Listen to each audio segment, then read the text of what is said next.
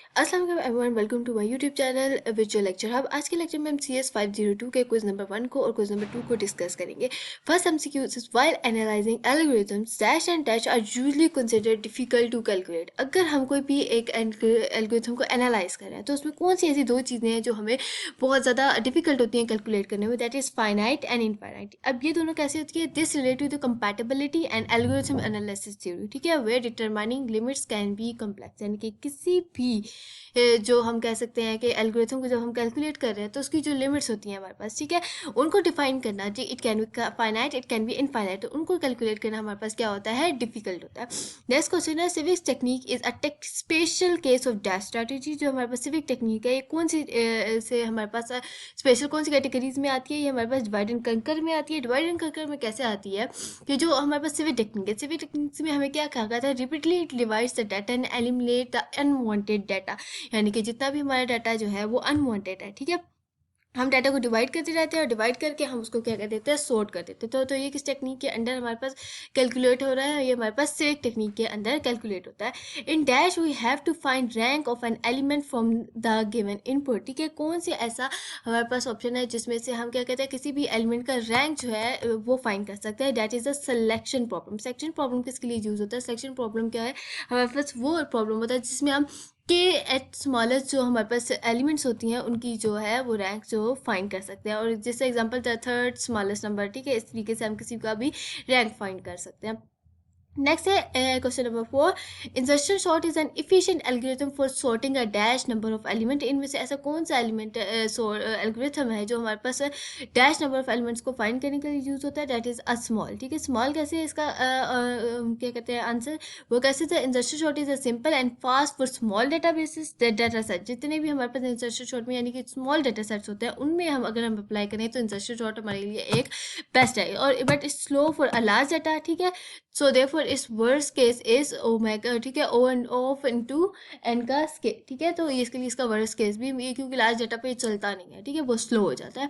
अब नेक्स्ट है, in heap sort algorithm the maximum level and element can move upward is, ठीक है, ये बिग ओ, ठीक है, बिग ओमेगा जिसको हम कहते थे ओ हम कहते होते हैं big O and log of n, इसका जो है वो है, ठीक है। इसका ये किसी तरह से इसका ये आंसर है, heap is a complex binary tree, so an element can move upward at most log n levels. Okay, next में MCQs की तरफ move करते हैं। When a heapify procedure is applied to a root node to restore the heap, ठीक है, कभी किसी भी heap पर अगर हमने heapify procedure apply किया है, then at each level the comparison performed takes place, ठीक है, तो हर level पे जो भी हम comparison perform करते हैं तो कितना बजा? it will take order of 1, ठीक है, ऑफ मीन के order of 1, ठीक है। At each level, Heapify compare constant number of children, ठीक है, 1 or 2, so the comparison time is equal to the order of 1, and only the number of levels is log of n, not compromised, ठीक है, तो not comparison इनका कोई भी नहीं होता, तो that's why इसका जो आंसर है it will take order of 1।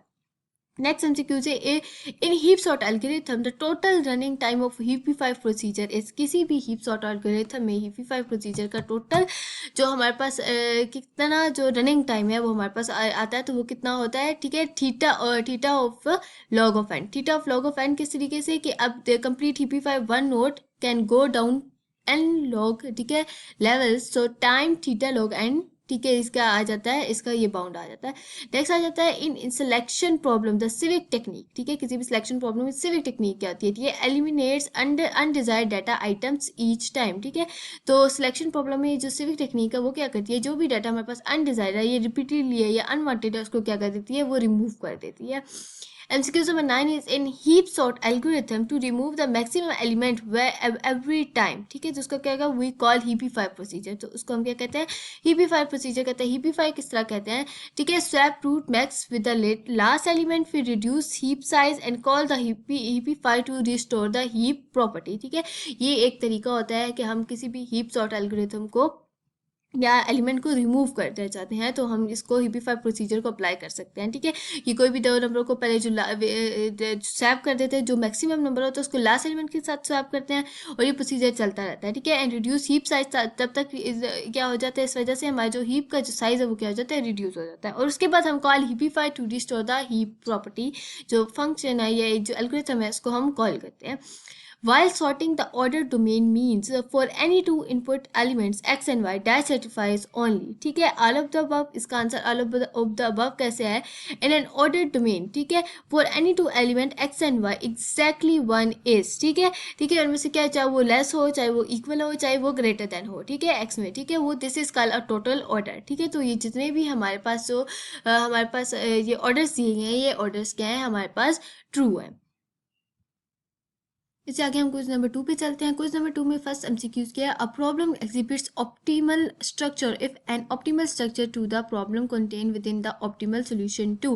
तो इसका क्या है, सब प्रॉब्लम कैसे, किसा कोई भी problem has an optimal structure if the solving the whole problem requires the solving smaller part optimally. ठीक है, and dynamic programming using this property. ठीक है, अभी आपको क्या कहा जा रहा है कि कोई भी ऐसी प्रॉब्लम, ठीक है, जो ऑप्टिमली उसका स्ट्रक्चर क्या चाहता है कि उसको सब प्रॉब्लम्स में डिवाइड कर दिया जाए, यानी कि स्मॉलर पार्ट्स में डिवाइड कर दिया जाए. ठीक है, तो तब इस ऑप्टिमली में हम इस ऑप्शन को चूज करते हैं. तो इसका आंसर क्या है, हमारे पास सब प्रॉब्लम जो है इसका हमारे पास आंसर है. ठीक है, नेक्स्ट हम आगे चूज करते जाते हैं एमसीक्यूज नंबर 2 पे. In dynamic programming our approach is to. Dynamic programming में हमारी अप्रोच क्या होती है, इसका करेक्ट ऑप्शन है input several sub problems simultaneously. यानी कि अब हम पढ़ लेते हैं कि वेल डायनामिक प्रॉब्लम होता है क्या. सॉल्व सब स्मॉल सब प्रॉब्लम फर्स्ट, इसमें हम क्या कहते हैं, जो पहले छोटी प्रॉब्लम होती है उनको सॉल्व करते हैं. सॉर्ट देयर सोल्यूशन, ठीक है, उनके सोल्यूशन को स्टोर करते हैं. And build final answer from the bottom up. ठीक है, हम कौन से अप्रोच रखते हैं इसमें, बॉटम अप अप्रोच रखते हैं. तो इस आंसर से इनपुट सीवरल सब प्रॉब्लम सिमिल्टेनियसली, यानी कि एक साथ ही. ये सिमिल्टेनियसली का क्या मतलब होता है कि एक साथ ही हम डिफरेंट जो सब प्रॉब्लम होती हैं उनको हम क्या करते हैं, सॉल्व करते हैं. अब developing dynamic programming algorithm generally involves dash separate step. ठीक है, तो कितने इन्वॉल्व, किसी भी डायनामिक प्रॉब्लम को हम सॉल्व कर रहे हैं तो उसके एल्गोरिथम में कितने स्टेप्स होते हैं, 4 स्टेप्स होते हैं. पहला है कौन सा, characterise optimal structure, define recursive formula, build DP, ठीक है, डायनामिक प्रॉब्लम टेबल, और ठीक है, construct optimal solution. So there are 4 step. ठीक है, नेक्स्ट आ जाते हैं इन फेबाक्सी सीक्वेंस. ठीक है, each term is calculated by dash previous and dash terms. ठीक है, तो एडिंग और टू, पहले calculate by calculating two by calculating by adding previous two terms. ठीक है, कि इसका फार्मूला क्या है, ये फार्मूला भी आपने देख लेना है. ठीक है, उसके बाद नेक्स्ट आगे चलते हैं. इफ देयर आर, ठीक है, थीटा ऑफ एन का square entries in edit distance matrix and the total running time is theta of N का square. Each entry is filled once, so total time is number of entries. ठीक है, क्या होगा कि हर entry जब एक दफ़ा आ रही है तो उसका टाइम भी उसी के एंट्री के इक्वल होगा. नेक्स्ट है ठीक है, radix sort is a dash integer sort algorithm. तो ये कौन सा, नॉन कंपैरेटिव. ठीक है, नॉन कंपैरेटिव कैसे है, radix sort is not compares values like a normal sorting. ठीक है, ये क्या कहते हैं, वैल्यूज को आपस में कंपेयर नहीं कर रहा तो so radix sort is a non comparative हमारे पास एल्गोरिथम है. Fibonacci sequence was named on dash famous mathematician in a 12th century. So इसका Leonardo Fisano. Fisano like it's called a Fibonacci introduced the sequence. ठीक है, ये Fibonacci I think मैं इसका नाम जो है वो गलत प्रोनाउंस कर रही हूँ, आप इसको सही प्रोनाउंस कर लीजिएगा. Reduct sort perform sorting the number dash digits at a time. ठीक है, तो उसका क्या है, 1 है. 1 कैसे, इसका answer deduct sort process digit 1 by 1 starting from least significant bit to the most significant bit. Okay, so इस आंसर इज 1. नेक्स्ट हम मूव करते हैं. Dynamic programming approach is usually useful in solving dash problem. ठीक है, इसका हमने पहले MCQs में पढ़ा था कि ऑप्टिमाइजेशन, यानी कि जहाँ पे हम क्या करते हैं, प्रॉब्लम्स को सब प्रॉब्लम्स में क्या कर देते हैं, डिवाइड कर देते हैं, उनको सिमिल्टेनियसली क्या करते हैं, हम सॉर्ट करते हैं. Then there are dash entries in the edit distance matrix. ठीक है, तो थीटा ऑफ लॉग एन का स्केयर. थीटा ऑफ एन का स्केयर कैसे है, for two string of size m and n, matrix is m plus 1 multiply into n plus 1. So the total entries is theta of log का theta of N का square. ठीक है, यहाँ पे जो है हमारे क्वेश्चन नंबर 2 भी खत्म होता है CS502 का. मिलते हैं नेक्स्ट लेक्चर में, तब तक के लिए अल्लाह.